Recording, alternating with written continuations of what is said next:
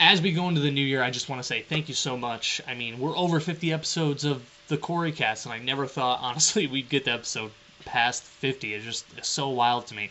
And I want to thank you because without you listening or watching on YouTube, this would be very impossible for me to do. I get an extreme amount of joy and pleasure talking to different people from all aspects of my life, learning more about them, and being able to share those stories with you. So if you want to support the podcast, remember you could always subscribe, rate it, put a review out there, share a piece of the podcast that you like. Just make sure you use the hashtag CoryCast and share it with a friend. It's really the only way that I can grow this podcast. So thank you guys so much for your support in 2021. And I'm so excited to give you more episodes in 2022 with different people, different careers, different backgrounds, different scopes of hobbies. I'm excited for 2022, and I'll see you next year. Buckle up for this podcast because I learned so much about the CNY Food Bank from Lynn.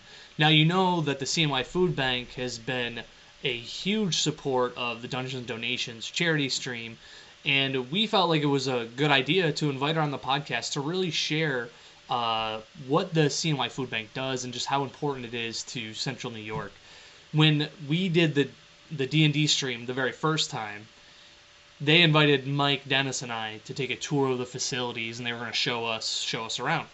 And I felt this like crazy mixture of emotions. I went from like impressed because they're just so efficient to kind of like sad because I didn't realize how many people in Central New York and the surrounding counties were food insecure.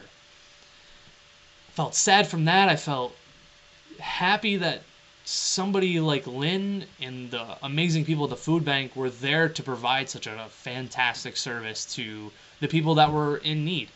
So this whole entire podcast and the trip to the facility was very enlightening and eye-opening for me.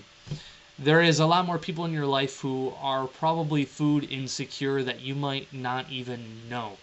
So to have people in Central New York pushing the food out to where it needs to go and being able to run that entire operation makes you feel really nice that there's good people in charge of something like that. I'm very fortunate that in my life I never had to be in a position where we were wondering where our next food is, but there's a lot of people that rely on that for their next meal. And I thank Lynn and everybody that works at the food bank for providing such a fantastic service. And you're going to learn more about them in this episode. So without any further ado, here is Lynn from the CNY Food Bank.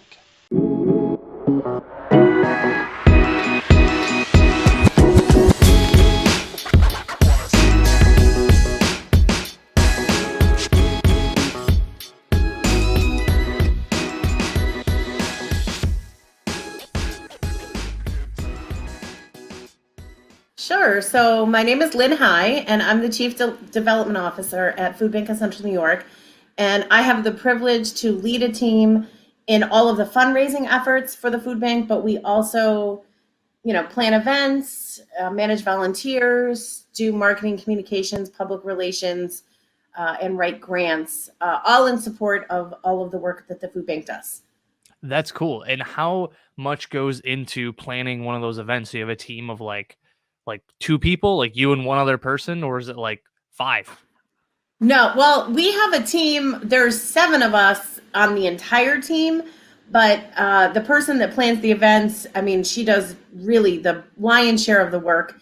It's one person that really takes care of most of the nuts and bolts, and I help her a little bit along the way, and then we have another staff member that helps her a little bit along the way as well. But it's really that one person, Heidi, on my team that really just takes the events and runs with them. And is it like a yearly events, or do you guys just have like random ideas that pop up? You guys are like, oh, let's just see what happens. No, actually, so every April, not in 2020 or 2021, but in every other April, we have had an event called Savor Syracuse, and it's been going on for more than 20 years. And it is a food and beverage tasting event that we have. It's kind of, people have described it to me after they've come. They said, this is the best cocktail party I've ever been to. And local restaurants and wineries and breweries, showing some of their finest foods and drinks, and giving out some of their finest foods and drinks to the people that are coming to support the food bank. So we're fingers crossed it's happening in 2022. It'll be at the downtown Marriott, the Syracuse Hotel Syracuse, the old former Hotel Syracuse, the Marriott downtown Syracuse. And we also have a golf tournament that happens every year in July. Oh, And we hold that out at Camillus Golf Club. And that golf tournament has been going on for almost 20 years as well. And then there's several, and Heidi on the team, she really, those are her two main focus throughout the year. And then there are just dozens of little events that pop up throughout the year. right. Some happen all the time, every year, and some, just it's the first time ever that it's ever happened. Like this past September, we had a group, the Independent Potters Association, have their Cups for a Cause benefit the food bank. So they had a couple dozen independent potters that created mugs and cups and bowls that all were donated to the food bank, and people could purchase them for a $75 gift to the food bank meant that you got these beautiful handmade cups. That's cool. Yes, so they did that. They've been doing this event for several years, but they chose the food bank as the beneficiary, specifically in our Cadence Wish Break Box program, which is a program that helps provide food to children, school-age children, when there are breaks in school, like February break and April break. Is when those events go on, is that how you raise money, is by like selling the tickets or selling like the opportunity to get one of these things? Is that where the money comes from? Yes, for our Savor Syracuse and our Golf Open, which are the ones that like we plan and all the details for, we sell sponsorship for those events, and then we, sell tickets for Savor Syracuse. We sell foursomes for the Golf Open, and then at the Golf Open, there's 50-50 and Yeah. skins and mulligans and all that kind of stuff that help raise money for Savor Syracuse. It's the sponsorship, the ticket sales, and then we have a silent auction during the event that helps raise money as well. And then the other events that come up throughout the year, it's a lot of the work. The bulk of the work is done by the organizing group. And then sometimes it's just us helping to promote an event or be at an event that we're going to benefit from. And then we get a nice donation from all of these groups that spend their time and energy and their money Yeah, right. to support our work. Yeah, right. And I mean, what is such a good cause. I mean, that was like when we were trying to decide the first time that we did, we just felt like the first Dungeon Dragons stream that we did, like what better to give back to the community and something like the food bank, because I told you the first time that Dennis, Mike, and I met you, it was just I was very ignorant because I was very fortunate that growing up we've always had food on the table. We didn't have to think about something like that. And you guys provided, I think you had said earlier, it was like a kids program too. Yes. Right. Yes. So like we didn't need to take advantage of something like that, you Right. know? And it's one of those things, food insecurity and hunger is one of those things that it's not very evident. I mean, we've all seen the homeless person that's standing on the corner with the sign, please help me, and they're looking for food or money or whatever that you'll give them. And that's where it's evident. But where we don't see it is the individuals and families that behind closed doors and in their homes, they're struggling to make ends meet. You never know. I mean, we have community partners in almost every community imaginable, and in communities that you would think that there's no hunger, like a Casanova or a Skinny Atlas, and you're thinking there's nobody there that needs food.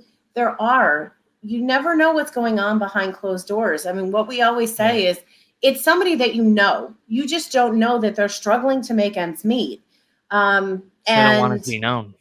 exactly, you don't want it to be known. You're not broadcasting, hi, I can't, pay my bills this month, so I went to Right. the food pantry to get food.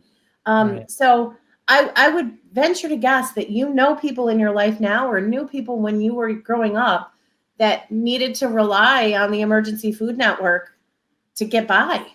Yeah, the one of the crazy numbers was on the website was like 1 in 8 people are One food and eight. deficient. Like that's pretty wild to think, because you think 1 in 8 and how many people do I know? So that's at least got to be like 10 people that I know off the top of my head that are probably food insecure, and you just never know. Probably, yeah. And of those 1 in 8 people, not all of those people go to a food pantry. There's so much, there's kind of a stigma and a shame about it. But what I'd like to say is the food bank, our emergency food partners. So those are the food pantries, the soup kitchens, emergency shelters.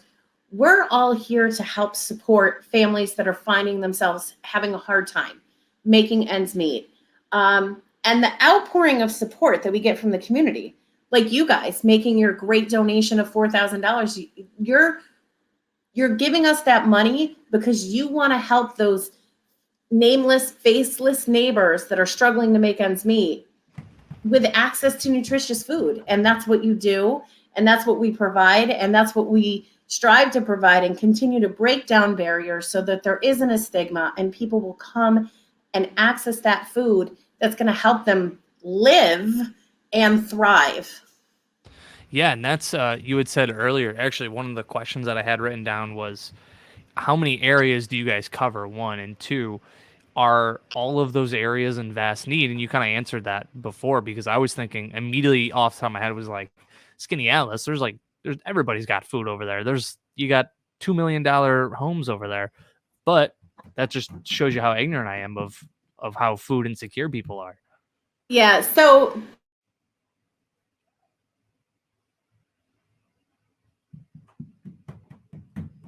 Oh, I think I lost you. Oh, was that me or you? I don't know. It was one of us, I think. Okay. No, it's just I was just asking, how many areas do you guys cover with the Yes. food bank? So we have a quite a vast area. It's about a quarter of New York State that we cover. So we have our one distribution facility in the town of Van Buren here in Syracuse. It's 74,000 square feet where we have thousands of pounds of food at any time. And it's non-perishable food and perishable food. We have quite a large refrigerator and freezer.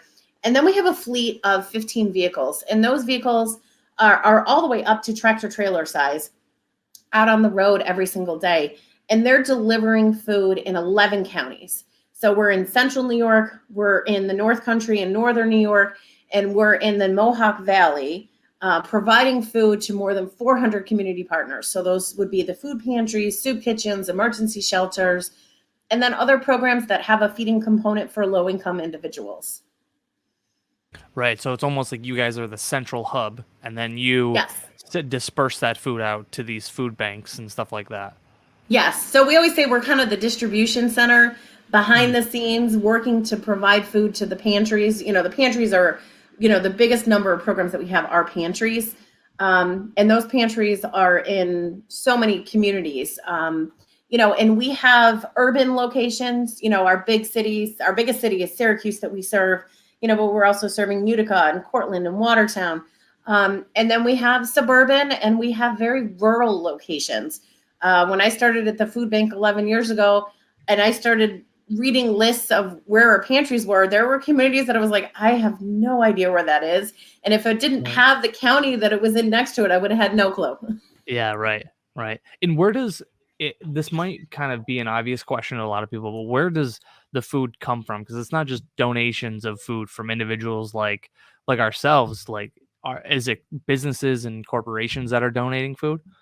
So we actually have 3 streams for food. The first one actually is the United States government, the USDA Food Commodities Program. Okay. So that is when the United States government is purchasing food from growers across the nation, and they're having that food processed, and then they get it to the food banking network. There's 200 food banks across the United States that are connected together. We cover virtually every county in the United States. And so those are the USDA food commodities. And then we do get donated food. So the donated food might come from, a group or business that's doing a food drive. It may come from a food manufacturer, a food distributor, a local grower. And then one of our larger food donation streams is through retail partners. So I always say to people, when you go to the grocery store and you're buying a bag salad, what do? You go through and you look at the dates, right? And those ones that are called close dated, The grocery stores, no one buys those, right? We want that Right. one that has the furthest date out. So what Guilty. the grocery, yeah, everyone's guilty of it, Yeah. but that's okay because grocery stores pull those off the shelves. They box them up. We pick them up every day. And then what we do is we distribute those out into the community either later that day or the next day before they go bad. Because think about it, when we're talking about produce, we're talking about dairy, we're talking about meats. Those are the healthiest foods in the store because they're the least processed, yet they're the most expensive foods in the store. So if I'm struggling to get by and I'm trying to stretch my food dollars, those are the foods that are out of reach for me. So Right. years ago we called it grocery rescue. We want to rescue those groceries from the store and rescue them from the garbage and get them into the hands because they're still good food. Get them into the hands that need it. Yeah, and that was one of the things too that I was very impressed by was how efficient you guys are at pulling the food, and also, you guys have a whole system of like checking the dates, making sure they're expired. You have a giant cooler in the back. What does that process look like from say you pick up to Wegmans to shipping out to a soup kitchen? So there's so many processes that have been going on and they're constantly being looked at and constantly being refined by our operations team. But I mean, it starts with the relationship with the retail partner. So that is with our product donations manager. So it start in our operations team. So it starts with him, and we create that relationship, and we tell them what are the types of food that we're looking for because we don't want breads and we don't want cakes and pastries. We want those really nutritionally dense foods. We want that produce. We want the low fat dairy. We want meats that we can get out for people. So it starts with that relationship, and then it's goes to transportation so they can kind of work that location into the schedule of where we're going.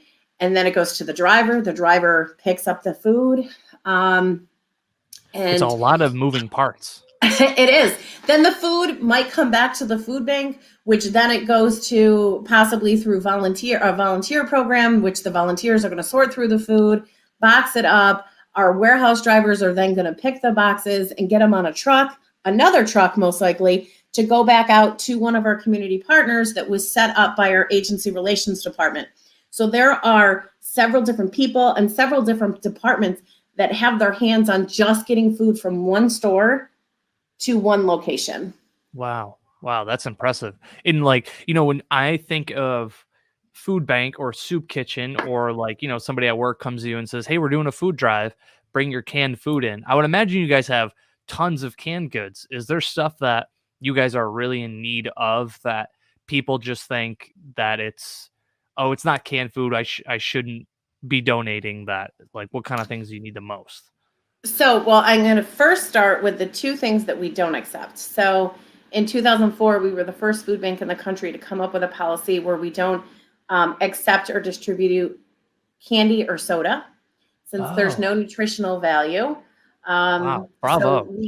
we do not want to have space taken up, whether in our warehouse or on our trucks, with something that isn't going to provide any nutrition for a person. We want to. That's why I keep on talking about fresh produce and lean Yeah. meats and low fat dairy. Those are the things that we need to get. So when we're working with the public, we can't accept perishable food donations from the public. Those can only be accepted through like approved supply chain. So from a Mm, retailer, from a manufacturer right. distributor. But when a group wants to do a food drive or somebody wants to drop off food, it's funny because everyone's like, what's that one thing? And I'm like, Yeah. it's everything that you're thinking. For example, in a couple weeks, the kids are going to be off of school, right? So what do we need? We need cereal because the kids aren't accessing school meals. So they're not getting their Mm, free breakfast and lunch. So we need cereal. We need mac and cheese. We need peanut butter and jelly. We need child-friendly foods so those kids have access to nutritious foods when they're not getting that nutritious meal at school. Um, we need a lot of families really, because everybody's situation is different. Not everybody has access to a full kitchen, right? So if I'm cooking on a hot plate or if I'm cooking, with one burner or in a microwave, my food choices and preferences might be very different than somebody that has access to a full kitchen. So like one pot meals are also, or like a canned stew, something that has everything. It's got your vegetables, it's got your protein, it's got everything all in one can. Those are the types of things that we can get out to an individual or a family that really help. Because that's the other thing, you don't think about it often, but it's like not everybody has a 4-burner oven or a 4-burner stove with an oven, and an air fryer and a microwave and all the other kitchen gadgets that we all grow accustomed to. They might just have a little hot plate that they're cooking with. So what can we get for them? Or they might be cooking in a microwave. I never thought of that, to be honest. I never thought of that. Most people don't. And, and it's one of those things that we think about. We think about things like when we're purchasing food. That was the other food stream that we never talked about. We purchase food too. And we purchase truckloads of food when we're purchasing them. But one of the things that we think about, is can we, for a decent price, can we get food that have a pop top instead of needing a can opener? Because what if somebody doesn't have a can opener? How can they open that can of food? Yeah. Or can we, the other things that we're looking at is we're looking at nutritional value and nutritional content of food. Like if we're buying, say, canned vegetables, we want to see if we can get vegetables that have no salt added, because nobody needs that extra sodium in their diet. Or if we're getting canned fruit, can we get fruit that's packed in its own juice and not in any sort of heavy syrups? Because it's just healthier. So those are the types of things that we're thinking about, so that we can continue to provide, we always say, healthy, nutritious food, wholesome food out there. Right. And that was very surprising. I actually had saw that online not too long ago, where there was a food bank that had made like a post that said, hey, if you're going to donate this holiday, don't forget to also do can openers too, because if it doesn't have a pop top, a lot of people can't open the can to cook. Right. Something things I just never think of until you're like, wow, thank God somebody educated me on something like that. So pop tops preferred. Nutritional over everything. Nutrition. Yes, because like going back to what we already talked about, when you're stretching your budget dollars, the foods that often you can get the most of within your price range are heavily processed foods. So they have a lot of fat, they might have a lot of sodium, a lot of sugar. So they're not the best, healthiest foods for you. So if we can get people to think about what are healthy foods that I can donate, that we can continue, that go along hand in hand, with a pasta, instead of just regular white pasta, maybe we get whole wheat pasta, because then it gives you that extra grains component, or, not just white rice. Is this shift in thinking like from recent years, or has this always been a big focus of yours, like healthy over content, basically? We've had this focus for quite a while. Our executive director, who was the executive director between, it was like 1995 to 2013, he really kind of had that foresight. He said, we need to continue to get food out there, but let's start focusing. Like, he brought people in to be on the team that had that, that were registered dietitians, that really started looking at that nutritional content, so that we could start focusing on that and start saying, what, we don't want soda, we don't want candy, we don't want the bread, as much as we want the produce. Right. But still peanut butter and jelly for sure. Right? Like, you guys already have the outlet for the bread. Right. So we have, the private label bakers that are, the old it used to be called Freihoffers. I feel like everyone in this community knows Freihoffers. Yeah. So it's not really called Freihoffers anymore. It's called Bimbo Bakeries. But, they do the private label, their breads, and they do the English muffins and the bagels and, all those kind of private label things that you see at the grocery store, at rolls. And they, bake so much every single day. And sometimes it all gets taken by the retail outlets, and sometimes the retail outlets don't need as much. And when there's those leftover items, it gets donated to the food bank. So it comes to us, we box it up, we freeze it immediately so we can stop that aging process. Right. And then we get it out to our programs, and our programs get it out so that, it's not like there's only one day left on the bread. It's been frozen, so it has a little bit longer by the time you get it home and thaw it to make your sandwiches. Right. Right. And with stuff like that, it seems like time is of the essence. There has to be such a big focus on like a quick turnaround, especially on stuff like bread that has a very short lifespan. Well, luckily with breads and meats, we can freeze them to kind of stop that Yeah. aging process. But when we're talking about fresh produce and dairy items, we really have to be very cognizant about our inventory.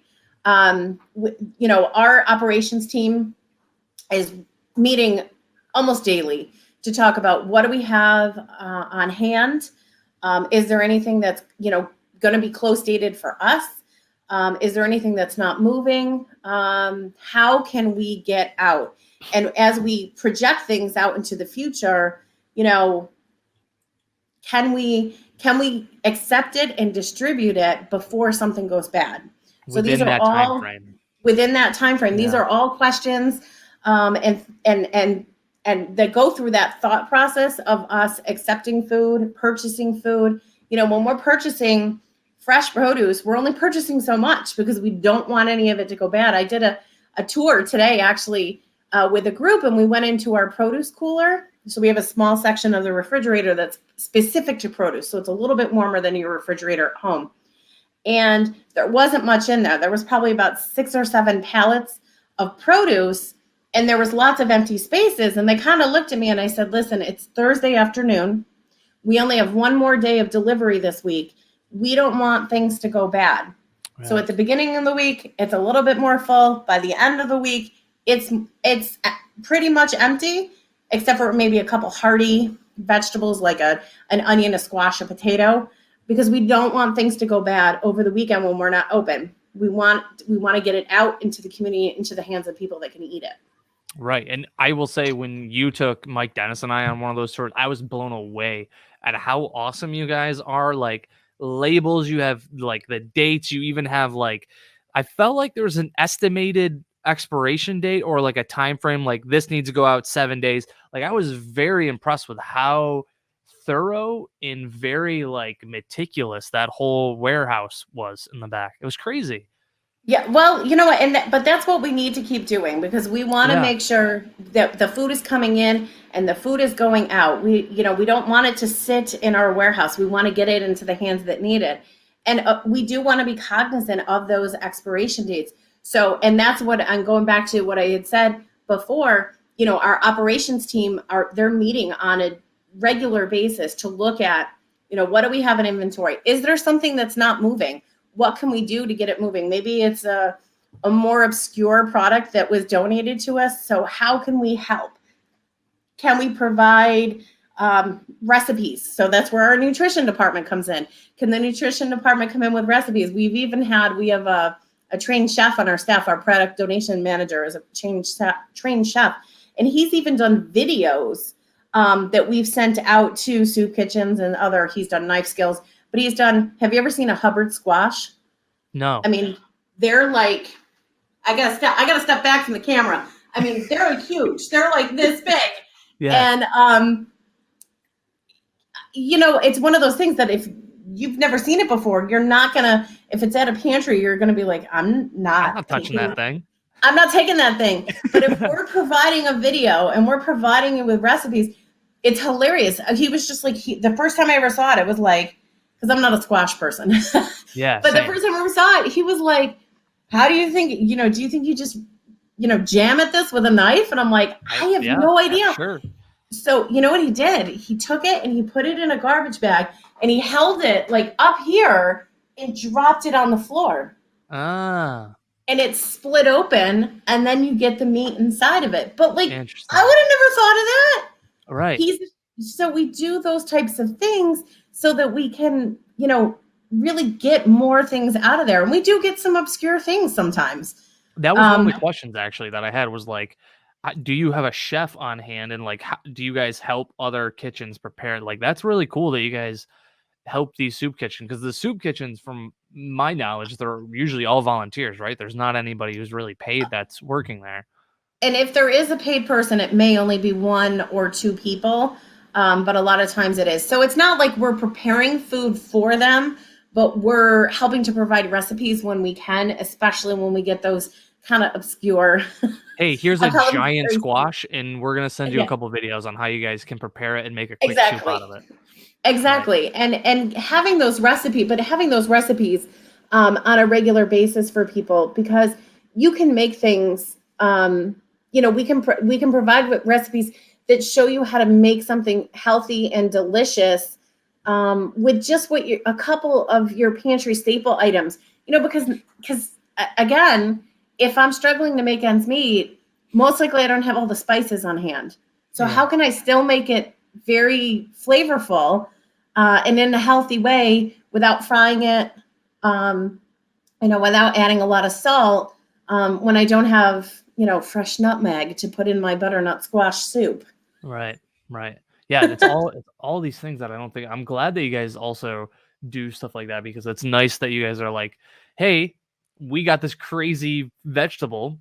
Here's how you guys can prepare it and really take advantage of making a meal out of it." And not Yeah. only for them, but also for people at home. Is it like a YouTube channel or something that you have for those videos? We do have videos on our YouTube channel, the Food Bank's YouTube channel. And then there's some that really aren't published there that we've sent out to our program specifically, like, that might be more, say, knife skills, for a lot of those volunteers at soup kitchens and such, that we have that avenue as well. But right on our YouTube channel, there's all sorts of videos, especially because during the pandemic, when everything was shut down, our nutrition educators on staff couldn't go out into the community. Typically, we're going right to a food pantry, and providing that nutrition education and talking about my plate, talking about eating a rainbow of vegetables and everything, and what are proper portion sizes, and giving out those healthy recipes. We couldn't do that, so we did those. We did Facebook Live videos. We did pre-tape videos that we would then put on our Facebook page, but then also on our YouTube channel, so that people could access that too. And you had mentioned COVID. How had that affected how you guys did business when that hit? Were you guys had less food for more families, or did the community step up and you guys had more? Like, what did it look like for you guys?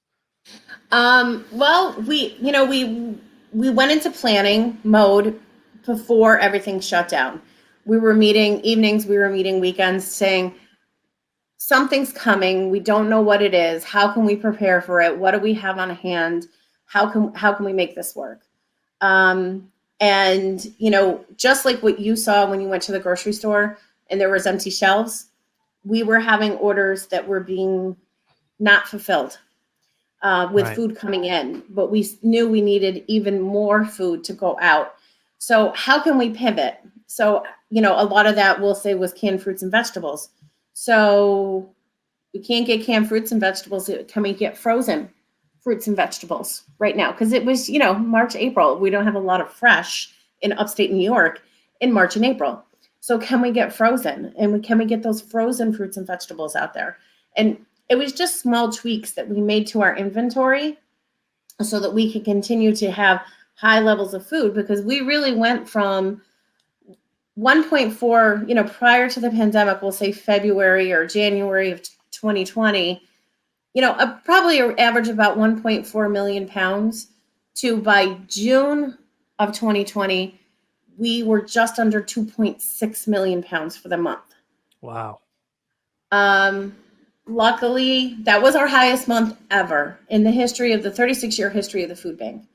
It has gone back down. We're now about averaging maybe 1.5 million here leading up to the holidays. I don't have November numbers yet, but I'm expecting an increase over 1.5 And that's in for the month. November. Like how much food Yes. that's so much food. Oh my God. So last fiscal year, June 1st, 2020, no, excuse me, July 1st, 2020 to June 30th, 2021, we distributed 22.5 million pounds of food. That was the highest we've ever been. Prior to the pandemic, we were at about 14, 15 million. So we went up to 22 million. And it really was just, those people that found themselves without a job so quickly because the economy shut down, and maybe they had no savings, maybe they had small savings, and then they went through it quickly. And where did they turn? And when you think about your budget, what's the first thing you can change in your budget? You can tweak food. Right. You tweak food because, to be healthy, you eat 3 meals a day. But you can say, I'm not going to have 3 meals today. I'm going to have 1 meal. No longer am I getting the steak anymore. I will downgrade to a can of tuna. Right. Or the 3 boxes of mac and cheese that you can get for $1 or $2. And, again, nutritional value and content. And you're making those really tough decisions, saying, well, I'm looking for a job, so I need to keep my car on the road. So I have to pay my insurance. But I have to buy food too. So what do I do? And I want to make sure my kids are eating. So those are such difficult decisions that people have to make in their lives. And things like, Cory, you said I've never had to. I have an 8-year-old son, and I look at him and I'm like, I'm thinking about like, oh, what else can I get him for Santa? And going, he's so blessed. And I don't know what I would do if I ever had to make a decision of, can I feed my child today? Right. And that's why I think you guys are probably one of the biggest organizations, because I think when it comes down to, there is like, the Salvation Army does good things, Clear Path for veterans. They always do really good things, but it's like. And we work with both those organizations too. I don't know if you knew that. That's fantastic. Like, those are great organizations, and but like, food is such a staple. Like, you cannot live without these programs. And when COVID hit, the grocery stores, that was the first thing that I was going to ask you about, because it was like everything was wiped out. So I can only imagine that you guys were wiped out with people who were probably coming to you with saying, please, like, we need help. We need more food.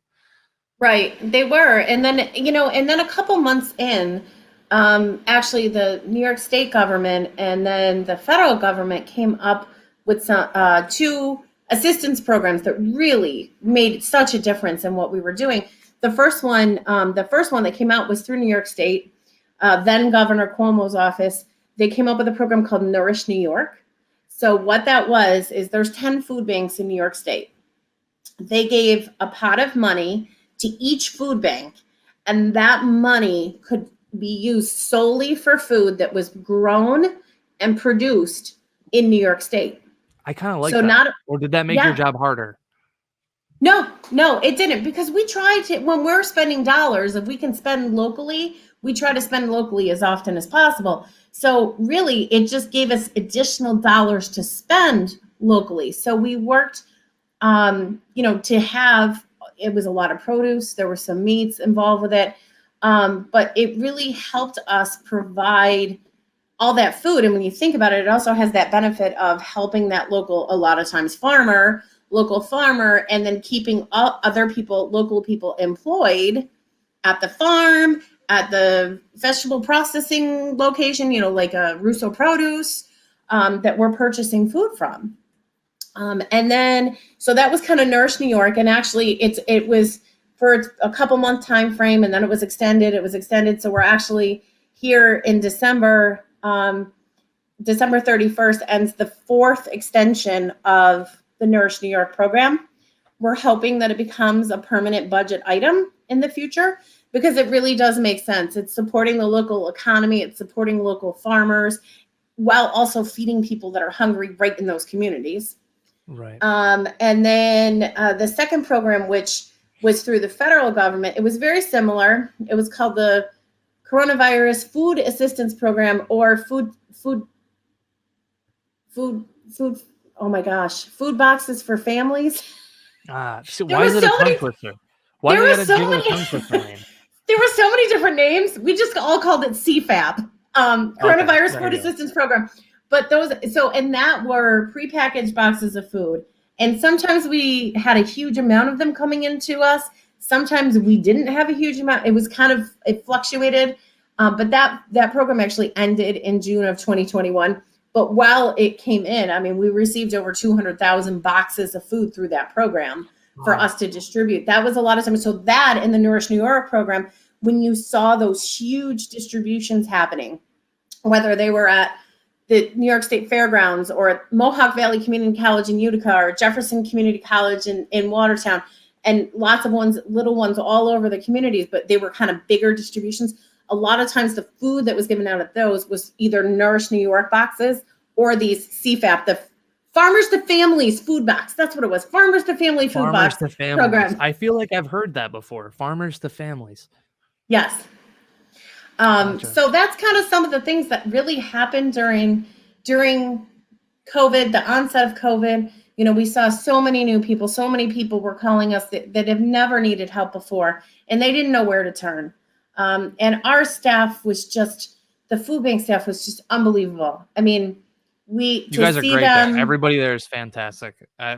Everybody is just a bunch of sweethearts there. Well, thank you. But they were just amazing. All of them. Yeah. I mean, our warehouse and our drivers. I mean, our drivers, they're in the front line. They were out in the community every single day when people were locked away in their homes, so that we could make sure that food was available. I mean, just the entire team was just unbelievable. Yeah. So has that changed any of the ways that you guys uh, package food, distribute food? Has that changed you guys for the better and made business smoother and more efficient? Yes. Well, we're always looking to make it more efficient. And actually, one of the biggest successes, I think, that has come out of it is our senior program. So, in prior to this, there's seniors out there that need food. They struggle to make ends Hmm. meet. They're on a fixed income. Um, but what happened, it actually grew out of a phone call that we received in those early days of the shutdown from Onondaga County. And the county called. And if you remember, the daily press conferences that our county executive was having, and there was, if you need this, if you need that, these are the different numbers to call. And one of them was, if you're a senior and, if you're a senior citizen and you need assistance, please call this number.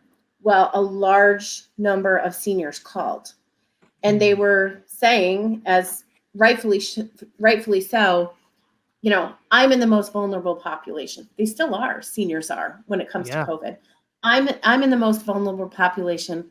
I don't want to leave my house. I don't want to leave my apartment, wherever I live. But I don't have any food. So the county called us up and said, how can we fix this? So it started with us getting food to the county. They're kind of like operation center at that point was the on center. So we were getting boxes of food down to the county.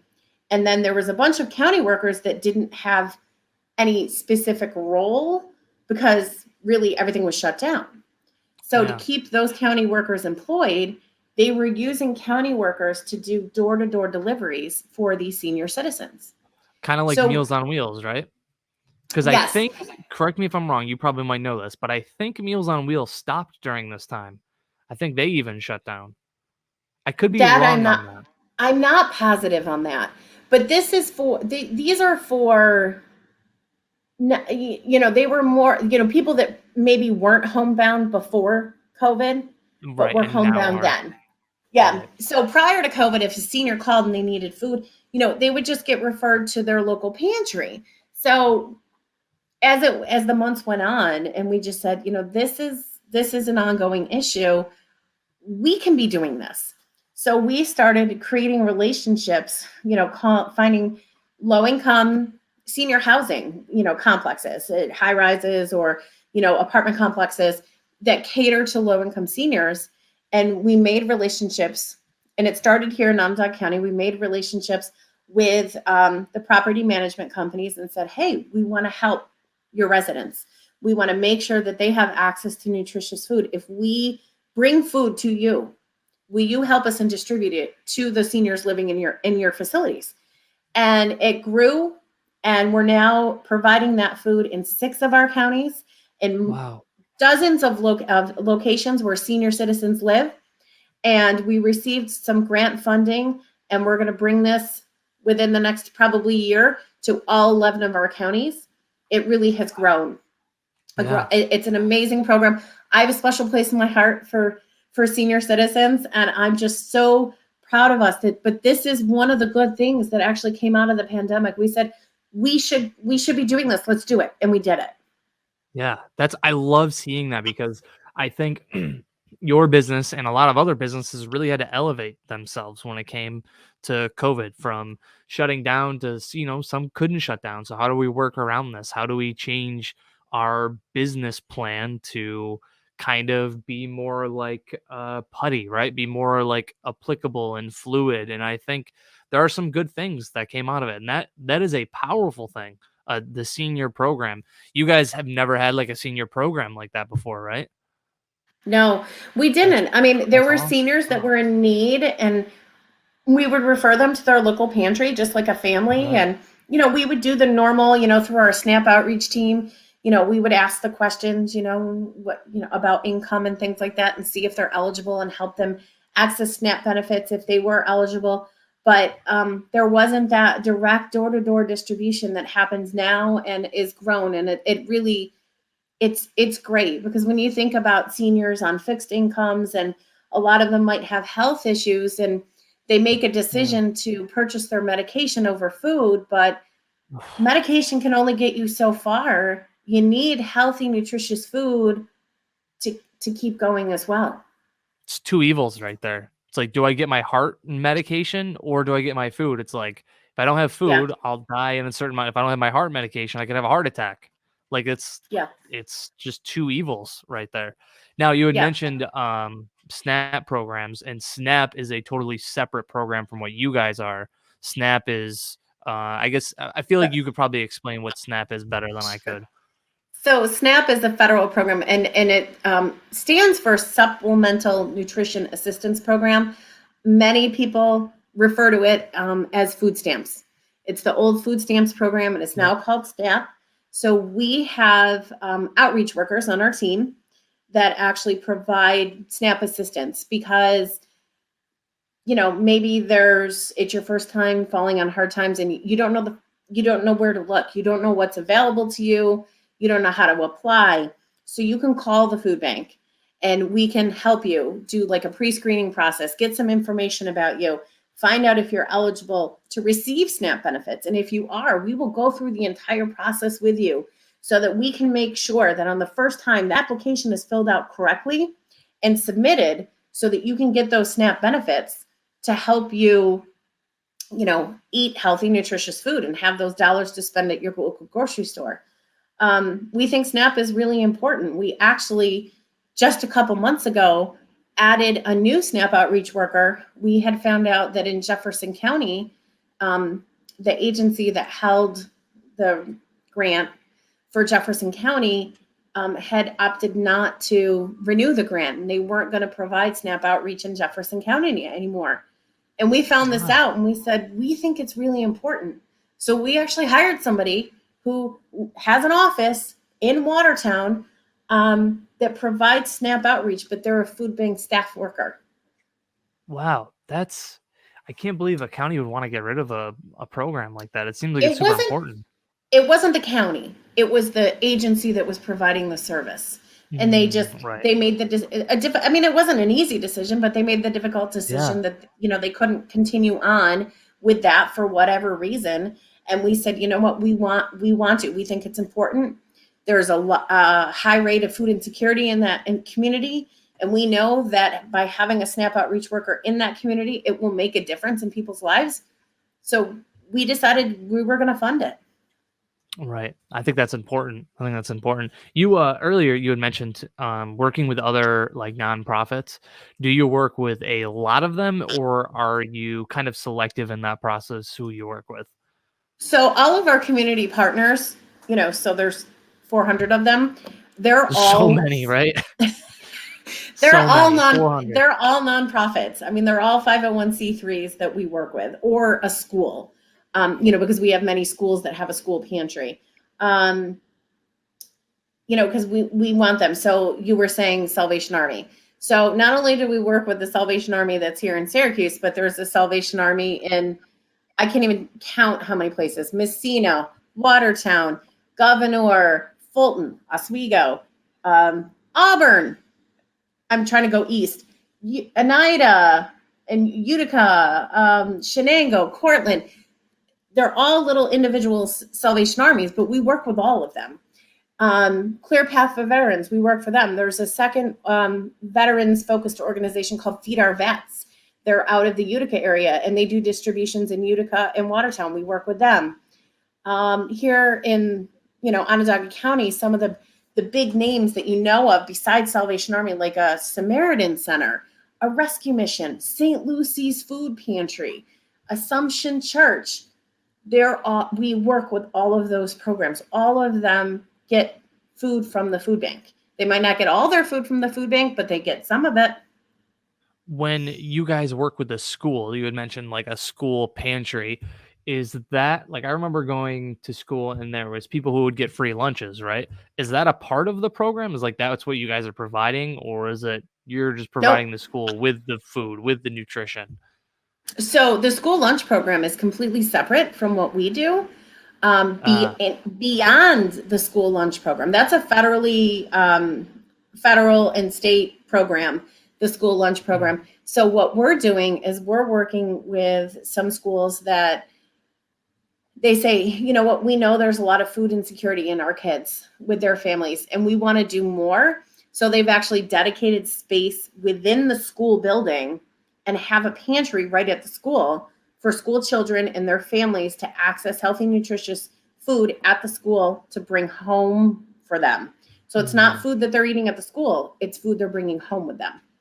Okay. See, I didn't even realize that was something. Like I just remembered Yeah, in school people would have a free lunch, or they would have like a reduced deferred price. payment. Yeah, or a Yeah. reduced price. There you go. Yep, and Lunch. And that's I still wasn't a sure if that was very large, thriving program, is the free and reduced price school breakfast and lunch program. But this is in addition to that. mhm. This is total something separate. Completely separate, completely separate. It's really designed to look at, because those children know that they're going to get breakfast and lunch at school. So, but a lot of times they don't know where dinner's coming from, or they don't know where the Yeah. meals are coming from on the weekend. So that's what a school pantry does, is they're giving that food for the child to bring home so that that child knows they're going to have dinner, or then knows that they're going to be able to eat that weekend. Separate from the school program, do you guys do like your own like kids programs? We do. We have a couple different child nutrition initiatives. So one of them is our Kids Cafe, and that's strictly here in Syracuse. We work with boys and girls clubs and after City of Syracuse after school programs that are through the Parks and Rec Department. And at those programs, we provide a nutritionally balanced hot dinner for the kids right Mm, at that program. And then in the summer, we look at where schools aren't opening to provide meals in the summer for children, and say, can we come in and partner with an organization or with a group that is providing some sort of summer programming and provide meals for the kids, because they're catering to a low income population. And then our newest initiative that started about a little bit more than a month ago was with the Syracuse City School District. They had contacted us, and they used to do a national program called Blessings in a Backpack, where they would put, snacks and stuff in a kid's backpack on a Friday for them to bring home for the weekend. And they called us oh, and they said, listen, we can't do the Blessings in a Backpack at the level that we used to before. Can you help us? So we really kind of figured things out of what we can do. So once a week on Friday, anywhere from 750 to 1,000 children in the Syracuse City School District get a little bag that's been packed at the food bank in their backpack. So it's not a huge box that they have to carry like a 6-year-old has to carry home, but right. it's a little bag, and it might have peanut butter and jelly. It might have, a couple things of fruit, say canned fruit, and a box of cereal. So that child has food that weekend, and a loaf of bread, or it might have some canned protein items and So we vary it up week to week. So it's not, the child's not getting the same food every single week, but they're child-friendly foods, easy to prepare. And those kids know that when they're not in school, they're going to have this food for the weekend for themselves and most likely for the people that also live in their home. Gotcha. Wow, what an awesome program. I didn't even know something like that existed. That's pretty cool. Um, so what would be three things that people could donate that you guys are in the most need of, or maybe you guys don't get a lot of? So I can say we never have enough cereal, Okay. because there are so many, and cereal's an easy thing. You don't have to cook it. Right. For somebody that doesn't have access to a kitchen. And then it's something that a child can have for breakfast. So cereal is a great thing. Um, I would say maybe some peanut butter and jelly. Yeah. And then canned protein items, whether it's a canned tuna or a canned chicken or even like a hearty stew that has that protein component in it, because it's all in one can. And it makes it Right. easy for the person that's preparing it and eating it. And I would be remiss if I didn't say cash donations. Right, right, right. 'Cause- Obviously, that goes very well, and it's just like it's always this is about the time of year. I feel like a lot of companies do like their food drives, like the hey, bring in your yes, canned goods, drop them off at the front door, and we'll bring it over to the food bank. I feel like that's yes. And usually the time of we're year. we're so fortunate that so many people think of us now, and throughout the year. I mean, because really, what we're doing, that 22 million pounds of food that we got out last year, we wouldn't be able to do it without community partners. And it's not just the community partners that are helping distribute the food. It's people that are writing checks. It's people that are collecting food and dropping it off. And it's people that are giving their time to volunteer to pack food in our warehouse. Without all of those pieces and moving components, we wouldn't be able to get out that much food. We wouldn't be able to put out, 1.5 million pounds of food per month. We Wow, need that's such a everybody in the crazy community. number. That's really hard to imagine that much food in one area. It I is. have such a It's hard time visualizing. it is hard to visualize, but if you come, as you know, if you come to the food bank, it's a little easier to see. Yeah, and I would say before I put you in a bad position, you guys do give tours, right? Yes, yes. I Okay. mean, we don't encourage people to just stop by, and Yes. drop in for a tour, Bring but something in hand, but for sure tour the facility because it was amazing and jaw-dropping just to walk around that place. we just I mean, honestly, I will give, as long as I have time on my schedule, I'll give a tour at any time. I just have people call. I just say call in advance. We'll schedule a tour. Whenever you want to schedule it, we'll talk about a couple dates and times that work for you. I'm going to compare it to my calendar and we're going to find something that works so you can come see the food bank.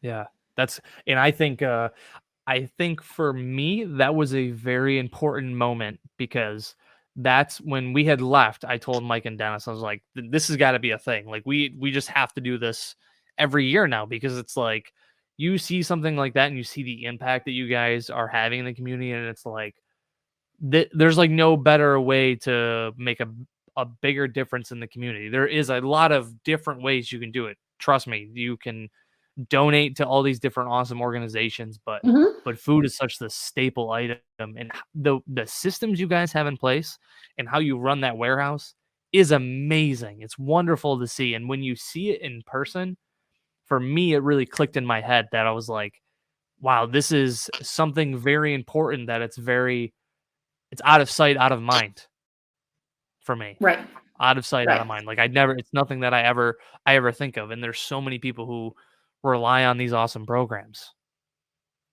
So I'll Well, ask I one more mean, question, Lynn. sure, sure. Why why did you get involved with the food bank? Um, so when I took the position 11 years ago, it career wise, it was a growth opportunity for me. But I was very excited when I found out about the position because the food bank in Central New York had such a great reputation, and food is really, it's a staple. It's a right. It's a basic need, and everybody in the richest country in the world should have access to food. And I saw myself being part of that. And I saw myself, and I said, I can do this and I can be part of it. And, so that was 11 years ago. My son is now 8. And I'm so glad that he can be part of that journey and learn about this every single day. And it really is making him a more empathetic and compassionate person. And I'm just so grateful and so thankful that I have this opportunity to work at the food bank and to really help make a difference in somebody's life.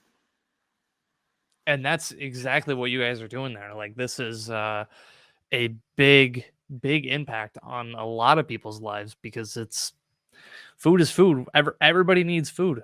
It doesn't matter how much money you have, what skin color you are, what religion you are. Everybody needs food. Everyone. Right. And people need access to it, and they need healthy food and nutritious food. And that's what the food bank is providing every day. And it's wonderful. No matter what I did that day at the office, I know that my actions helped feed somebody, that maybe helped make somebody live and survive. Right. Wow, Lynn, you are a wonderful human. You're doing really great things over there, and I thank you for the opportunity to take an entire hour out of your night to talk to me about this. I feel like I learned a lot, and I appreciate you very much. Well, thank you for the opportunity to be on the show. I loved it, and you guys are wonderful for continuing to support our work. I'm excited for future partnerships, and I can't thank you enough for what you've done already. It's a no-brainer. Like, we gotta do the stream every year for you guys, and it's just, now that we hit 4,000, now all three of us, there's a very small part of us that's panicking, because we're like, where do we go from here? How do we do better than last year or the past year? How are we gonna raise it? You know what I mean? Like we did when we were at that point last year. Mike had come up with the idea of like auctioning off seats to actually play with us in person at 3 Lives. And that helped us get pushed over. So now we're going to have to do that and in some more. So I don't know what's in tune for next year, but we'll figure it out. Well, what I'll say is, whether it's 4,000 or $4, you're making a difference in somebody's life, and we appreciate it. Wow. Well, thank you, Lynn. I appreciate your time tonight. Thank you so much, Cory.